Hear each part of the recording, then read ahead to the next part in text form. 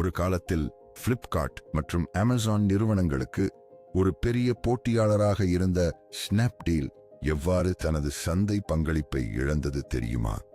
21ஆம் நூற்றாண்டின் ஆரம்பத்தில் உச்சத்தில் இருந்த இணையவழி வர்த்தக சந்தையில் ஸ்னாப்டீல் பல கோடி வாடிக்கையாளர்களை ஈர்த்து ஒரு பெரிய இடத்தை பிடித்தது. ஆனால் அவர்களின் தவறான முடிவுகள் மற்றும் கடுமையான போட்டி போன்ற காரணங்களால் ஒரு பெரிய சாம்ராஜ்யத்தையே பறிகொடுத்தனர். ஆரம்பத்தில் கிட்டத்தட்ட $6 பில்லியன் மதிப்புடன் இருந்த ஸ்னாப்டீலின் வீழ்ச்சி ஒரு வணிக வியூகத்தின் முக்கியத்துவத்தை நமக்கு உணர்த்துகிறது. எந்த ஒரு தொழில் முனைவோரும் சந்தையின் போக்கை மற்றும் போட்டித்திறனை எப்படி புரிந்து கொள்ள வேண்டும் என்பதற்கு இது ஒரு சிறந்த பாடமாகும்.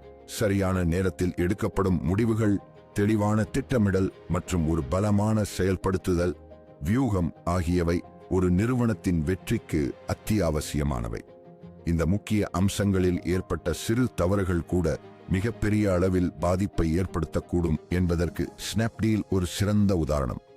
அவர்கள் இழந்தது வெறும் சந்தை பங்களிப்பு மட்டுமல்ல, ஒரு சாம்ராஜ்யத்தின் மதிப்பையும் தான். இந்த கதை உங்களுக்கு பிடித்திருக்கிறதா? மேலும் பல வணிக வரலாறுகளை பற்றிய தகவல்களை பெற தி ஃபவுண்டர் ஃபைல்ஸ் தமிழ் பக்கத்தை பின்தொடருங்கள்.